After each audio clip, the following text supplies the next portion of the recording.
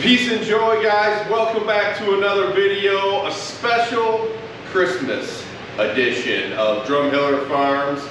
Today, it's the coldest day of the year. The wind's blowing like crazy, snow like crazy, and we're putting a wood stove in our new shop. You can see I went ahead and put all this liner panel up on the walls, and I epoxied the floor. See, it's multicolor. Before we're able to start on this wood stove, I've got to clear some snow out of the way, which is going to give you the opportunity to check out a new piece of equipment that we got on the farm. This is a brand new piece that we got this year. I didn't plan on announcing it in this video, but I'm going to need to use it. So you guys are going to get to check it out, so stick around. I appreciate you watching. Hit that subscribe button and Merry Christmas.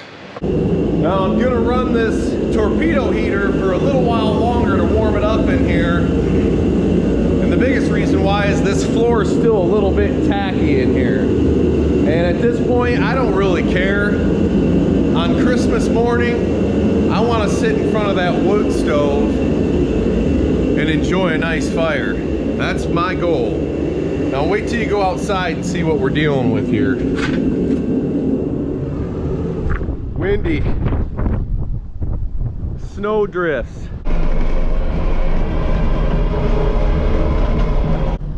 So this is the new piece of equipment on the farm. This is a 2022 Kubota SVL 75 track machine. Pretty nice unit. You can see we even got a backup camera here in this guy. You can see it's brand new. I got 6 hours on it already. And I actually wanted to get a 65, but this was all that was available. And this baby's fully loaded. I got heat, air conditioning, backup camera.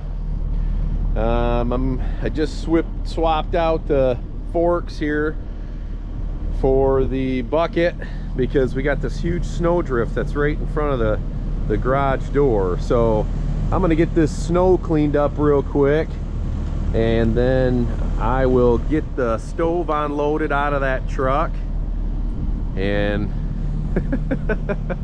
it'll be a fun day to get on the roof, put a wood stove in. I mean, come on, what better day is it to do it than a day like today, right?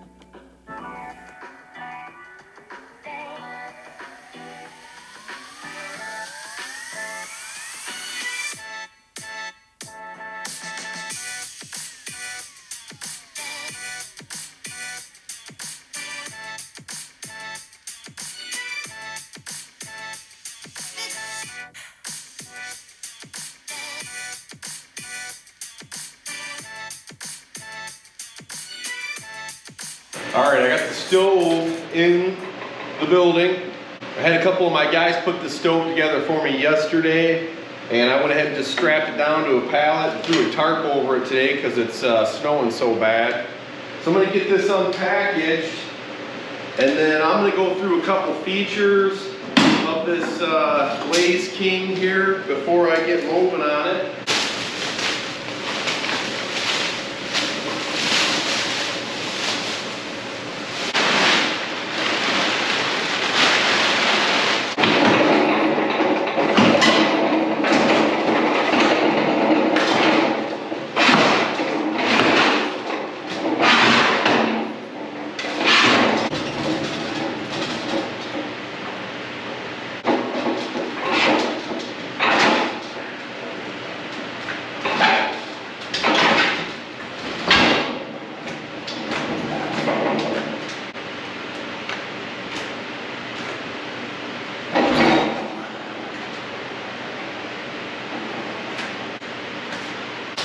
This is the Blaze King Princess, okay?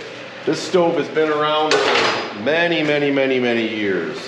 When you buy the Blaze King Princess product, you're allowed to either get a leg, a classic base, or a pedestal base with the ash pan setup, and that's what I've got.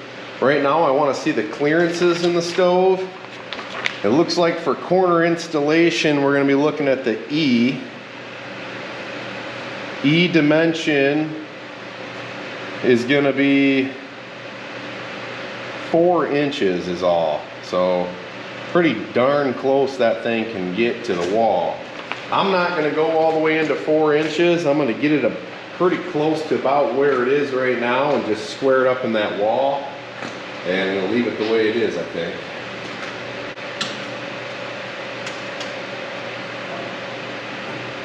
So looking up here at my truss bay, I'm not going to be able to go through that one right there because I don't have enough clearances. Even though I am running double wall stovepipe, I'm going to use this bay over here. So I'm going to come down, I'm going to 45 and go down to the stove.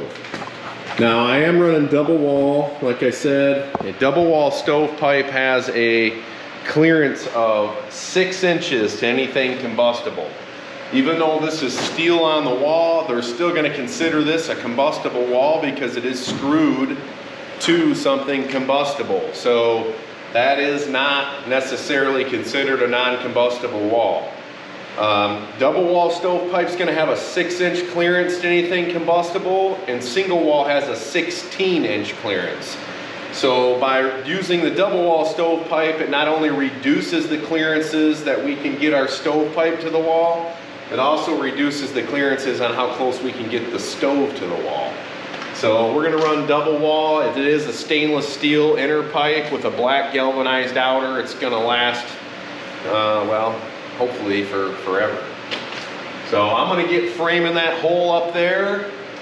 And then once I get my hole marked out, I'll have to get up on the roof, which not really looking forward to on a day like today. This is a ceiling support box. This has 3 main functions. One, it supports the weight of your Class A chimney, okay? It keeps the insulation away from the chimney if this was being installed into an attic with blown-in insulation or something like that. And then it also is going to convert the chimney from Class A venting to double or single wall stovepipe from your stove up to the chimney itself. So I'm going to get this mounted up there. I'm going to drill a spotter hole through the roof, and then I get to get up on this roof and see if I can actually do this or not. All right, I got my box mounted up in the ceiling. And I also have a center hole going through the roof so I know where the center of my pipe is.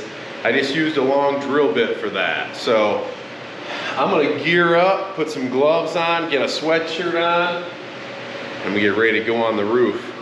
Come with me.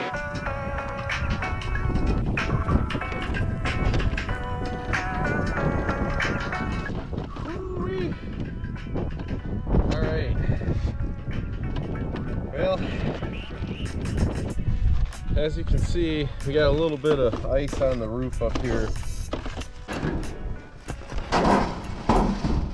I really don't advise this, but I really want to get this wood stove put in today. And, you know, I don't have a lot of time, so sometimes it means doing things on days you don't want to do them. Let me scrape this ice off here.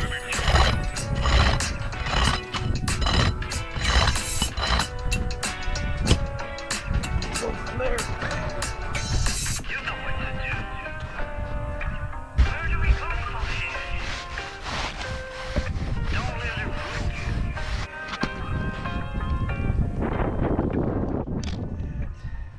you. I brought my cell phone with me in case I do fall. I can call somebody because nobody's around here.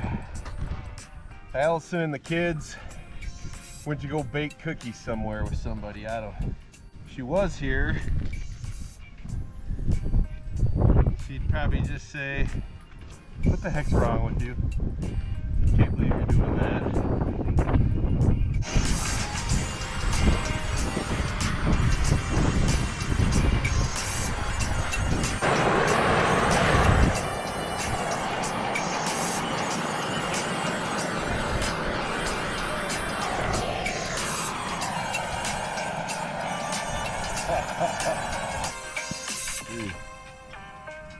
Oh, that froze up. That's how quick that was. Alright.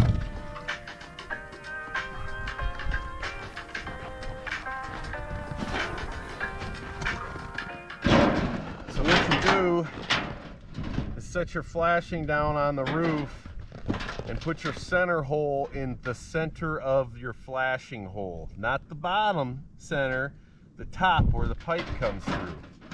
That's where you want the center of it.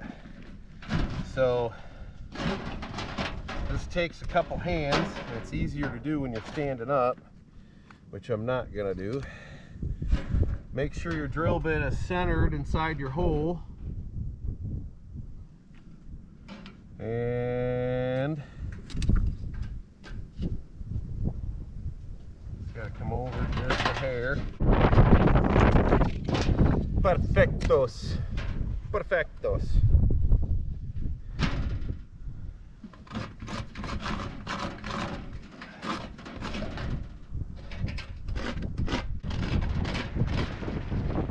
People going by going, what the heck is wrong with that person up there on their roof this time of the year? I mean, I think there's people that are afraid and going to the grocery store and stocking up on toilet paper and gasoline, and I'm out here putting a wood stove on my roof.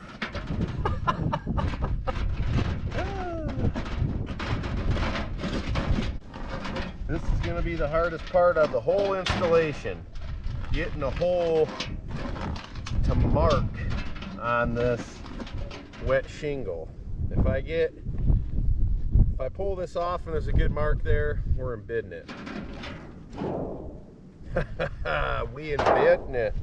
We embedding it, boy. All right. Now, once I cut this hole, that's it. You're at the point of no return. So I want to make sure that I do a good job here, and hopefully I don't get the hole cut, then fall off and hurt myself, you know? That sucks.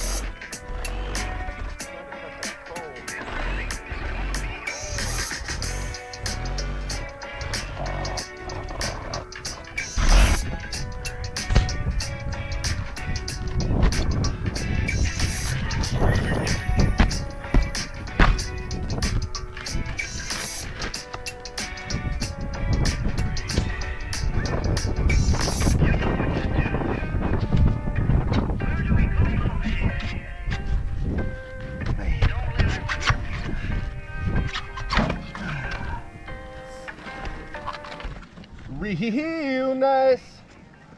Real nice. Alright. Now becomes the very patiently task of popping the shingles up.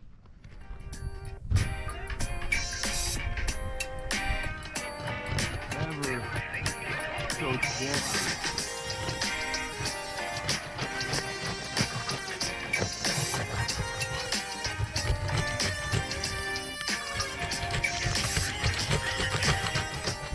And if you take your time, you won't rip any shingles.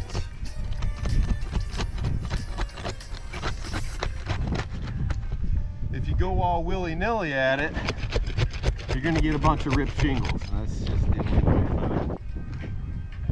Alright, let's see what happens here.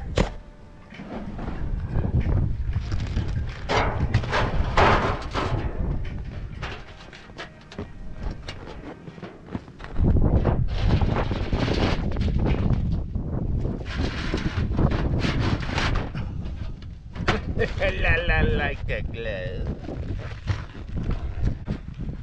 Now, I'll get my piece of vent pipe. Whoa! Scary. Scary.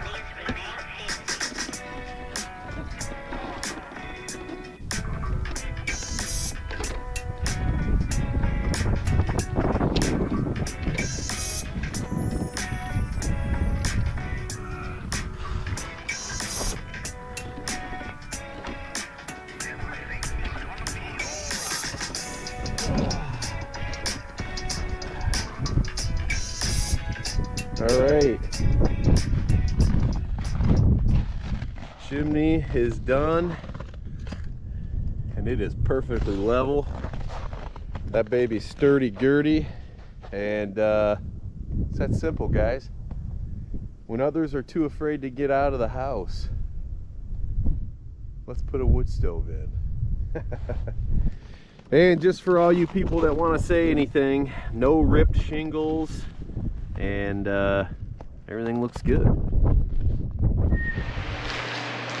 All right, I got the chimney up through the roof. I got my proper clearances all around my pipe up there, and now I'm gonna install my double wall adapter. This is what's gonna convert it from that Class A venting to double wall stovepipe.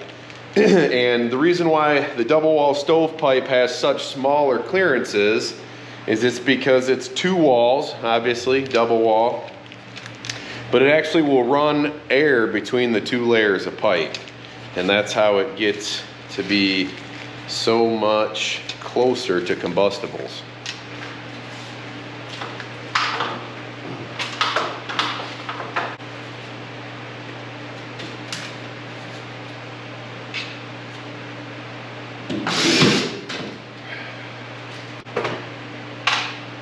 All right, so I know I'm gonna need a 45 on this.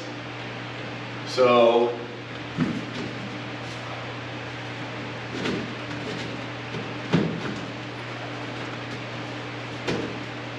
coming right out of my double wall adapter, I'm gonna put my 45. All right, guys, well, the wood stove installation is complete. I'm still alive. I didn't even get frostbite. I want to talk to you a little bit about this Blaze King stove and why I chose to put a Blaze King in. Most of you probably know, but for the newer subscribers, I do own a fireplace and stove company in the city, probably one of the largest ones in central Michigan, and I sell a ton of wood stoves, about 200 wood stoves this year alone. I sell a ton of Kuma wood stoves. I love the Kuma product. Sell a fair number of Blaze Kings as well. But that's why I really wanted to put the Blaze King in. I wanted to experience firsthand the air control. If you do any research on Blaze King, you'll find out that they have an air control that will regulate itself. You can turn the stove right down to hardly anything. And if it needs more to keep going, it'll open the air control and it'll close it back down to wherever your desired temperature is. A couple things unique to the Blaze King lineup. One, that air control. Two, they're the only stove on the market that did 0 manufacturing changes to comply with the EPA 2020 regulation, which means they are a catalyst stove and they've had a catalyst for a long, long time. So that makes them very unique to anybody else on the market, where a lot of people had to change their technology for 2020. They've been this way for a long time. This Princess stove claims a 30-hour burn time. And that was the other reason why I wanted to install it into this space. I don't have a lot of square footage here, but I wanted to be able to get a long burn and turn the stove just about down to hardly anything. And the Blaze King will do that for you. I definitely wanted to put a steel stove in. Blaze King does both cast iron and steel, but I really wanted a steel stove because it's the hottest heat, easiest to cook on, so on. Guys, I've got a ton of projects lined up for this space this winter, and that's why I wanted to turn it into something nice, because I have a lot of videos I do want to record out here. I plan on making new water tubs for the cattle. I'm going to be making a chicken tractor dolly this winter. If you guys have been following the channel for any length of time, you know that that was something we really needed to do in the summer. So I plan on doing that out here this winter. General maintenance on my equipment. So I plan on making a lot of cool videos. I hope you guys stick around and check those out. And now I've got a nice warm space to work on things and create nice content. All right, well, I'm ready for the first fire. I'm gonna do a small break-in fire, let it cool down, just to draw any moisture out of the fire brick inside the stove. That's something the manufacturer really recommends. I've checked my ash pan, everything's all set, ready to go. So, first fire, here we go. It's cold out, so let's see how well it's drafting here.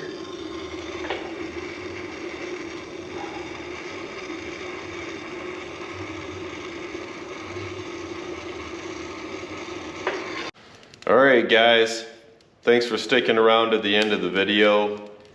I hope you and your family have a great Christmas. I appreciate you watching. God bless.